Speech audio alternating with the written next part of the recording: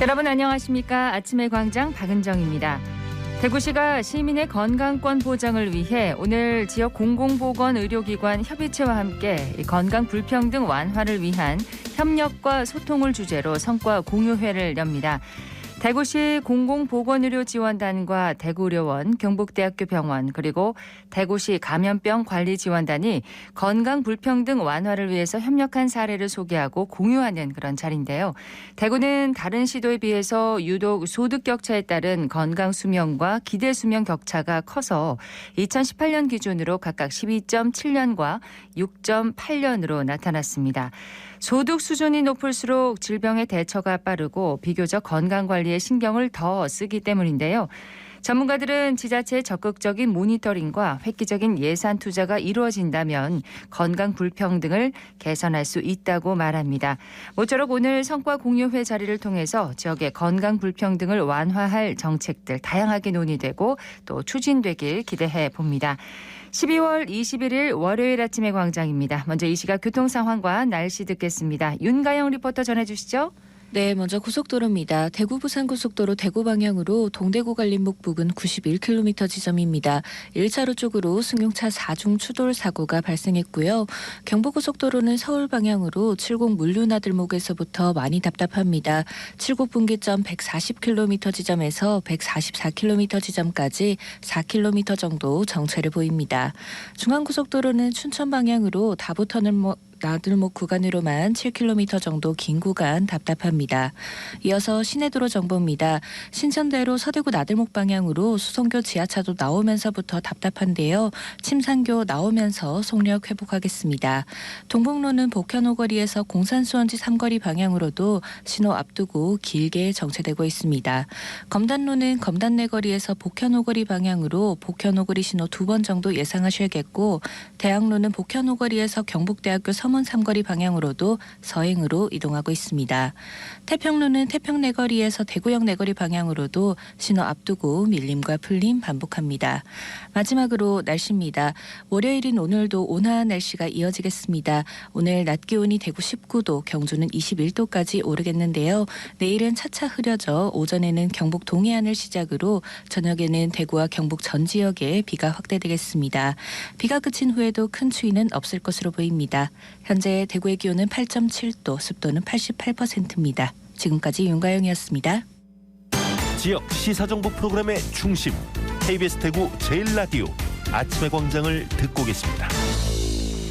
월요일 아침의 광장입니다. 8시 33분 지났습니다. 오늘 아침 지역의 주요 뉴스 살펴보겠습니다. 뉴스민의 천용길 기자, 매일신문 배주현 기자 함께합니다. 어서 오세요. 네, 안녕하십니까. 예, 첫 소식은 뭔가요? 네, 대구 경북 통합신공항 특별법에 이 국회 교통법안 심사 소위가 임박한 가운데 홍준표 대구시장이 직접 정치권 설득에 나서기로 했습니다.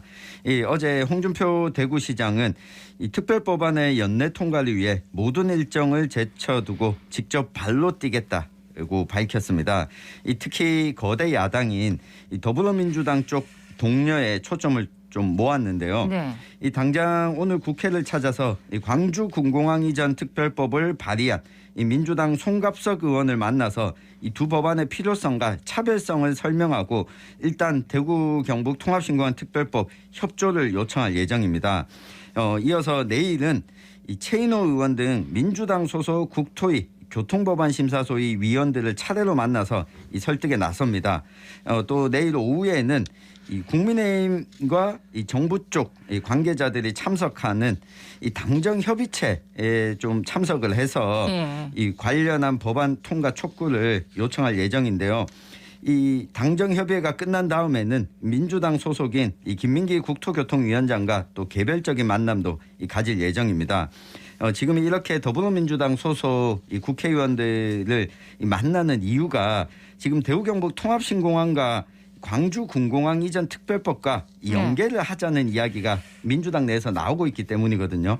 이 홍 시장은 대구와 광주의 합리적인 연대를 위해서 오는 25일에는 강기정 광주광역시장을 또 직접 만나기로 했습니다. 네. 이 대구 경북 통합신공항 특별법을 만약에 통과시키는데 도움을 준다면 이 광주 군공항 이전 역시 대구시 차원에서 전폭적으로 지원하겠다 이렇게 밝혔습니다. 지금 함께 이제 이 통과를 하기는 좀 힘든 상황이라고 했잖아요. 그렇습니다. 예, 그래서 좀 이 광주시에 좀 협조를 원하는군요. 네. 예.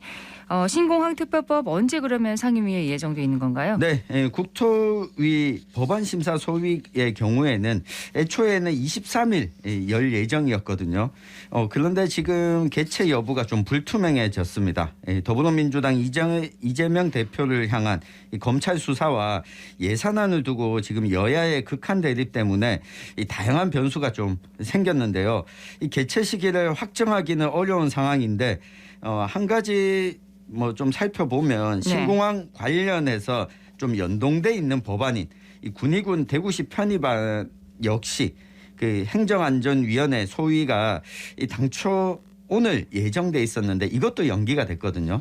그래서 신공항 특별법을 심사하는 것도 이 23일에 열릴 가능성이 현재로서는 좀 미지수인 상황입니다. 네. 이달 안에 이 상임위원회에서 통과가 좀 이뤄져야 이 다음 달에 국회 본회의에서 논의가 가능하고 그래야 내년도는 이 통합신공항 추진이 빠르게 가능할 텐데 네. 현재까지는 이 홍준표 대구시장이 적극적으로 또 야당 의원들을 설득하는 과정이 어떻게 진행될지 지켜봐야겠습니다. 네, 대구 경북 통합신공항 특별법의 연내 통과가 가능할지 좀 지켜봐야 되겠습니다. 네. 시간이 많지는 않은데요.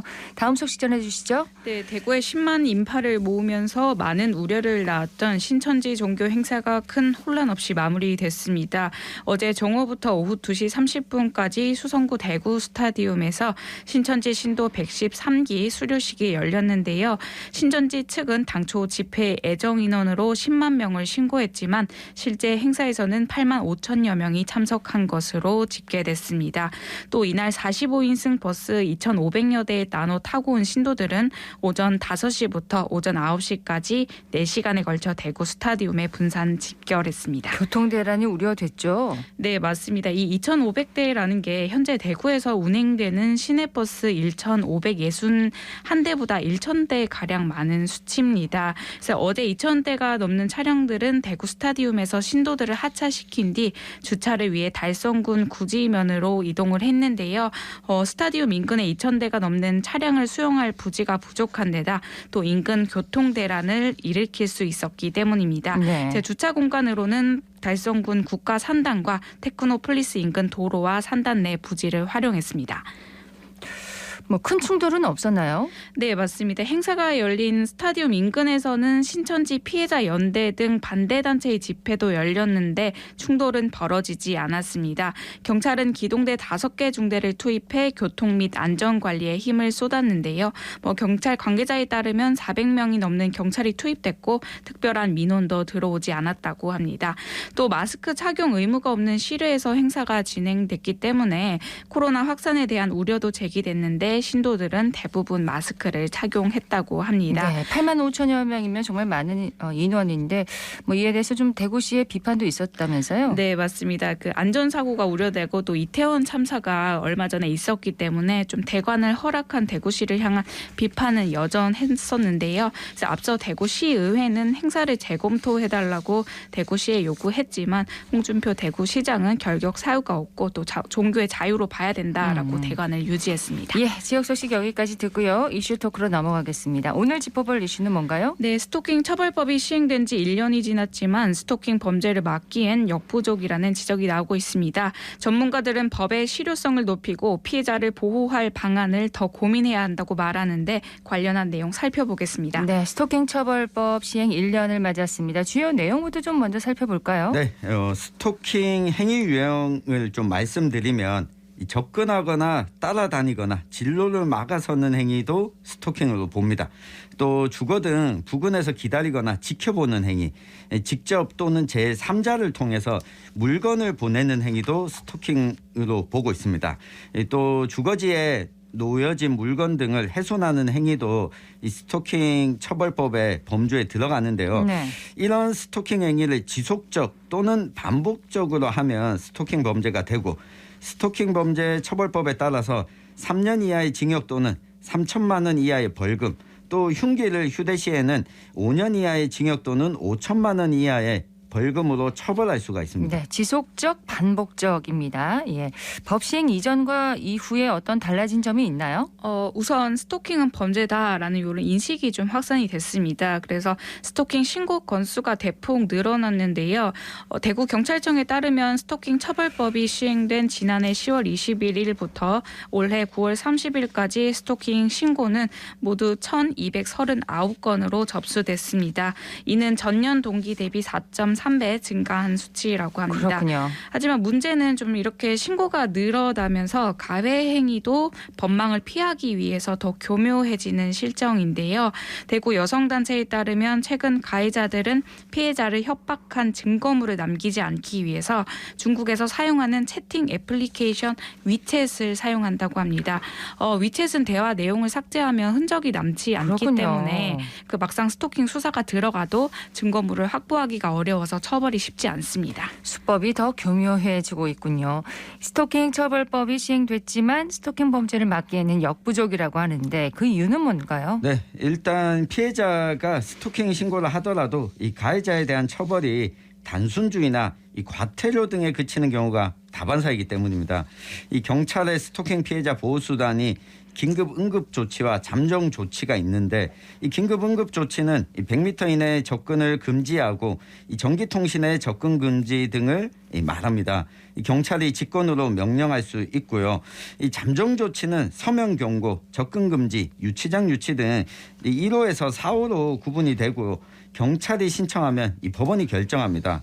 하지만 대구경찰청이 긴급 응급 조치나 잠정 조치한 사건은 이 전체 스토킹 사건 가운데 이 34% 정도에 그치거든요. 예. 이 가운데 경찰의 조치를 위반하고 이 피해자 또는 가족을 찾아간 사건도 이 7.4%에 이르기 때문에 이런 조치가 현재까지는 이 피해를 막는데 조금은 좀 부족하다라는 평가가 나오고 있습니다. 그렇다면 이런 경찰 조치를 위반하고 피해자를 직접 찾아가면 어떻게 되나요? 좀 더 강력한 조치가 필요해 보이는데요. 네, 맞습니다. 하지만 경찰 조치 위반에도 현재까지 강력한 제재 수단은 없는 상황입니다. 조치 사항으로는 과태료 부과뿐인데요. 하지만 이런 과태료 부과마저 솜방망이 처벌에 그치면서 가해자들에게는 전혀 위협이 되지 않는 모습입니다. 경찰의 긴급 응급 조치를 위반하면 1천만 원 이하의 과태료가 부과되는데 이게 전국 기준으로 지난 7월 31일까지 발생한 긴급 응급 조치 위반 사건의 평균 과태료는 235만 원에 불과했습니다. 네. 즉 과태료를 낸 뒤에 스토킹을 또 하고 싶으면 또 하게 또 할 수 되는 있는 거고요. 거잖아요. 네, 범죄를 저지르고 싶으면 또 저질러도 되는 겁니다. 실제로 대구에서는 지난 2016년부터 17년까지 30대 여성을 스토킹하고 불안감을 유발하는 문자 메시지를 꾸준히 전송해서 법원에 접근 금지 가처분 결정을 받은 40대 남성이 있었는데 이 남성이 이 법원의 금지에도 불구하고 지난해까지 스토킹을 이어온 사례도 있었습니다. 그렇군요. 자, 그래서 정부가 관련법을 강화하고 또 경찰과 검찰도 강력 대응에 나선 걸로 알고 있는데요. 네, 특히 지난 9월에 스토킹 범죄 피해자가 처벌을 원하지 않으면 처벌하지 않았던 이 반의사 불벌죄를 폐지하는 법 개정에 나선 겁니다. 이 스토킹 피해자의 경우에는 가해자의 그 추가적인 가해 행위에 대한 우려 때문에 처벌 신고를 했다가도 처벌까지는 하지 말아달라. 어허. 이 자의가 아닌 이 타의에 의해서 이런 경우가 많았었거든요. 이 개정안에 따르면 반의사 불벌죄 삭제와 더불어서 이 잠정 조치 단계에서도 가해자에게 위치 추적 전자장치를 부착할 수 있도록 했습니다. 네. 이 대구경찰청도 최근에 자체적으로 스토킹 피해자에 대한 모니터링 기준을 마련해서 이 피해자 사후 관리에도 나서고 있는데요. 긴급 응급 잠정 조치가 결정되거나 해당 조치를 위반하면 혹은 또 피해자에게 살해 위협을 한 경우에는 A 등급으로 보고 또 폭행이나 직접적인 물리력을 행사하면 B 등급으로 구분해서 주기적으로 피해자 상황을 관리하도록 하는 조치입니다. 네. 지난달에는 경찰과 검찰이 스토킹 범죄 대응 협의회를 갖고 수사 초기부터 재판까지 과정에서 가해자와 피해자의 분리 조치를 강화하기로는 했는데 그럼에도 전문가들은 위치 추적 장치도 경찰이 피해자 곁에 24시간 있지 않는 이상 이 범죄를 막기는 어렵다. 이 반의사 불벌죄가 폐지됐다고 해도 네. 이 피해자의 불안감이 완전히 낮아진다고 볼 수는 없다고 지적을 하고 있습니다. 스토킹 처벌법 시행 1년 동안에 정말 끔찍한 또 이와 관련된 사건이 참 많았었잖아요. 범죄가.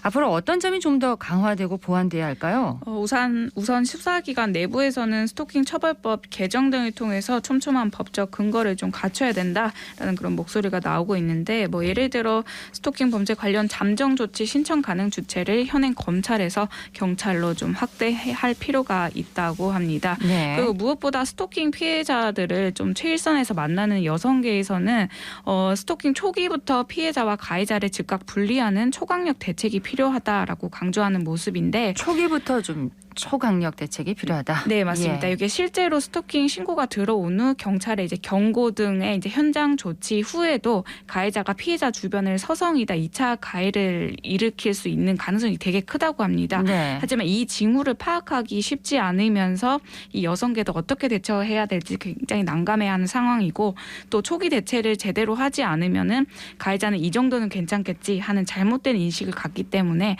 과도할 정도로 구금 등 조치를 해야 2차 피해를 막을 수 있다는 겁니다. 초기부터 바로 잡아야 되는 거네요.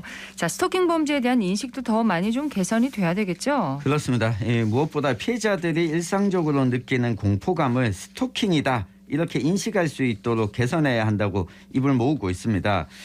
특히 피해 여성들을 상담하는 상담소 관계자 이야기를 보면 이 부부가 이혼하면 법적으로 남이 되는데도 남이라는 생각을 하지 않고 여전히 집에 찾아오고 가정폭력까지 행하는 경우가 많다면서 이러한 행위가 명백한 스토킹 범죄라는 인식이 사회적으로 더 널리 알려져야 된다. 이렇게 네. 지적을 하고 있습니다.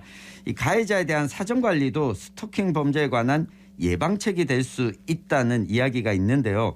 이 스토킹 가해는 유년 시절에 잘못된 부모 양육에서 비롯되는 경우가 많기 때문에 이 부모의 사랑을 받기 위한 집착이 성인이 된 이후에도 이 스토킹 형태로 변질할 수 있다는 겁니다. 네. 이 잠재적 가해자들을 위해 정신 상담도 꾸준히 좀 필요하다고 전문가들은 입을 모으고 있습니다. 유년 시절부터 좀 이런 상담이 필요하다. 이런 부분에 좀 문제가 보일 때 네. 상담이 필요하다. 이런 조언이 있었습니다. 배지원 기자가 이번에 관련 내용을 좀 두루 취재를 했다고 하는데 기억에 남거나 어떤 느낀 점이 있었나요? 네, 스토킹 사고가 지금 빈번하게 일어나고 이제 여기에 대한 법도 개정되고 대응책들이 이제 하나둘 마련돼 가는데도 여전히 저희 주변에는 스토킹에 대한 인식이 부족한 것 같습니다. 저희가 실제로 제보를 받은 내용 중에도 옆집 남자에게 스토킹을 당하고 있는데도 증거를 더 가져오라거나 뭐 그 정도는 괜찮지 않느냐라는 성인지 감수성이 떨어지는 모습이 실제로도 아직까지 굉장히 많고요. 그래서 가해자나 뭐 피해자뿐만 아니라 직접적인 관계가 없는 주변인들도 스토킹 범죄의 엄중함에 대해 느끼고 있어야 합니다. 그렇죠. 그렇게 해야 스토킹에 대해서 이제 그건 잘못됐다라고 말하는 이들이 많을 때 가해자들도 움츠러들 수 있다고 생각합니다.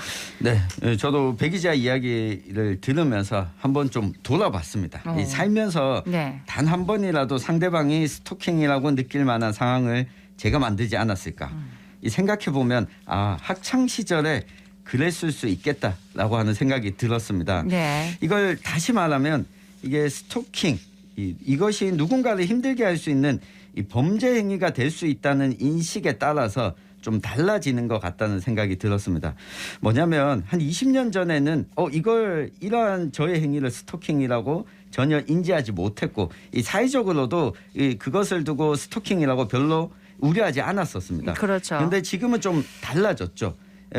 왜 너는 내가 준 만큼 주지 않느냐, 내가 준 만큼 돌려받겠다라고 하는 이 감정을 생각하기 전에 당신이 어떻게 느낄까를 생각하도록 이 주변에서 분위기를 조성하는 일은 우리 모두가 좀 해야 되는 일이 아닌가 싶습니다. 스토킹 처벌법 1년이 됐습니다. 그 성과와 과제를 정리해봤습니다. 뉴스민의 천연결 기자, 매일신문 배주현 기자였습니다. 고맙습니다. 감사합니다.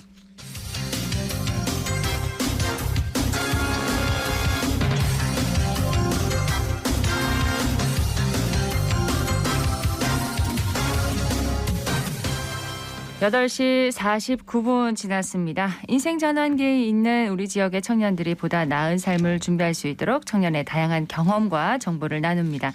청년 리포트 국무조정실 청년정책조정위원회 추현호 위원과 함께합니다. 어서 오십시오. 네, 안녕하세요. 자, 오늘은 어떤 내용 함께할까요? 네, 제가 지난주에 대만 교육부의 초청으로 에이펙 교육원 관계자분들과 함께 대만에 다녀왔습니다. 네. 에이펙 YIE 2022년 포럼에 참가를 하고 특히 청년 창업가들을 만나고 현장을 둘러보고 왔는데요. 오늘은 해당 세션에서 다루었던 포스트 팬데믹 시대, 엔데믹 상황에서의 글로벌 청년들의 임팩트 창업에 대한 부분을 말씀드려볼까 합니다. 네. 제목이 깁니다. 네. 포스트 팬데믹 시대, 엔데믹 상황에서의 글로벌 청년들의 임팩트 창업. 금방 이렇게 잘 안 와닿는데 포스트 팬데믹이라는 단어들은 많이들 쓰는데 정확한 뜻이 뭔가요? 네, 우선은 팬데믹은 세계보건기구 WHO의 선포로 하는 감염병 중에서 최고 경고 등급으로 세계적으로 감염병이 이제 대유행을 하는 상태를 의미를 하죠.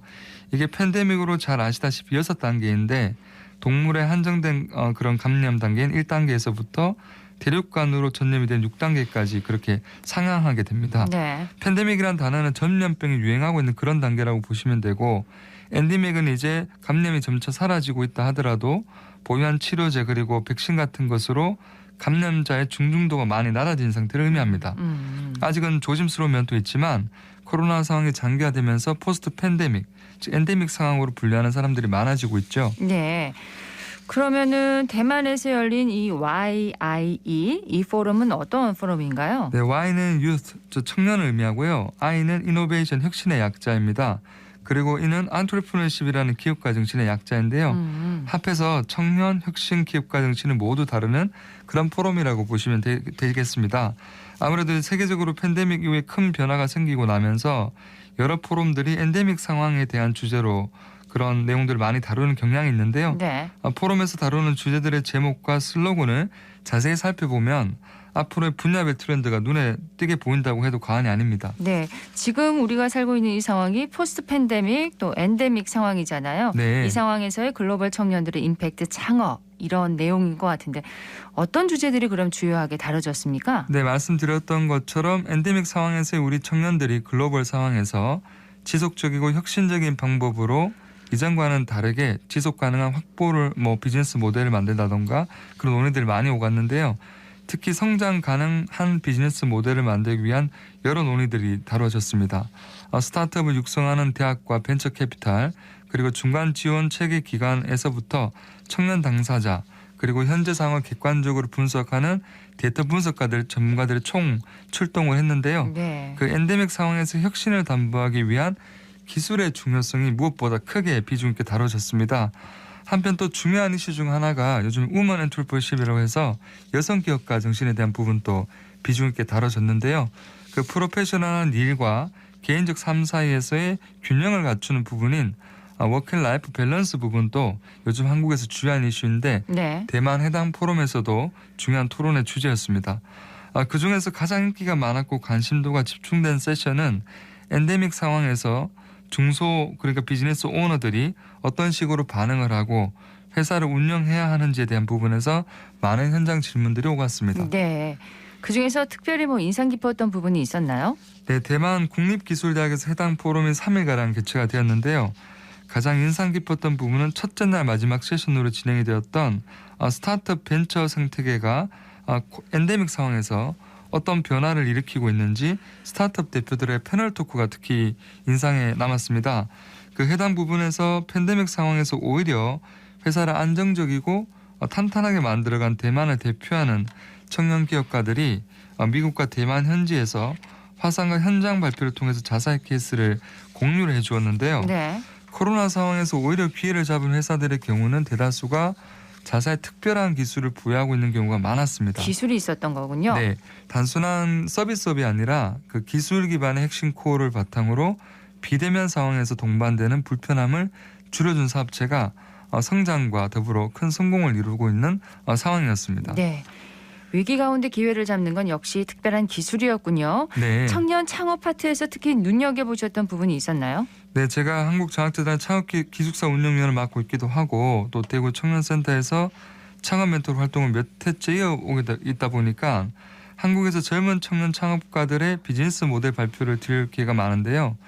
대다수가 우선은 국내 내수 시장을 목표로 해서 사업을 다지고 순차적으로 글로벌 진출을 고려하는 경우가 많았습니다. 보통 그렇죠. 네, 그런데 제가 현장에서 본 사례 중에 그 대만 청년이 미국에서 직접 창업한 케이스가 남다르게 다가왔는데요. 제프 후라는 창업가가 있었는데 대만에서 이제 고등교육을 마치고 미국으로 바로 건너가서 전 세계인을 대상으로 하는 에듀테크 사업을 진행 중에 있었는데 이 사업은 학위 증서를 비대면으로 인증하는 비즈니스 모델이었고 이 인증 여부를 블록체인 기술로 특화를 시켰습니다. 네. 지금은 대만뿐만 아니라 세계 9개국을 대상으로 사업을 하고 있고 매달 비즈니스 국가가 늘어나고 있는 상태였어요. 비대면 상황이라고 하는 그런 독특성 속에서 오히려 온라인을 이용을 해서 세계인을 대상으로 창업 초기부터 비즈니스 모델을 설계해 나간 부분이 인상 깊었습니다. 그렇군요. 자, YIE 이 포럼을 통해서 우리 청년들에게 전할 얘기가 있다면요? 네, 트렌드와 유행이 어떤지를 물어보는 질문을 현장에서 자주 접하게 됩니다. 연말이 되면 신년의 경제 창업 트렌드를 주의 깊게 살피기도 하고요. 그런데 위기와 기회는 역사의 큰 흐름에서 반복된다는 것을 제가 이번에도 가서 확인할 수 있었고 네. 오히려 단기 트렌드와 유행에 민감해야 하기보다는 핵심과 본질에 대한 집중이 중요하다는 부분을 말씀드리고 싶습니다. 예, 국무조정실 청년정책조정위원회 주현호 위원이었습니다. 고맙습니다. 네, 고맙습니다. 오늘 대구 경북 지역은 대체로 맑다가 오후부터 구름이 많아지겠습니다. 아침 기온은 2도에서 9도 분포로 어제보다 2도가량 낮았는데요. 낮 기온은 17도에서 20도 분포로 어제보다 1도가량 높아서 낮과 밤의 기온차가 매우 크게 나겠습니다. 계속해서 일교차가 크게 벌어질 것으로 보입니다. 큰 기온 변화에 건강관리 잘 하시길 바랍니다. 11월 21일 월요일 아침의 광장 오늘 순서 여기까지입니다. 박은정이었습니다. 고맙습니다.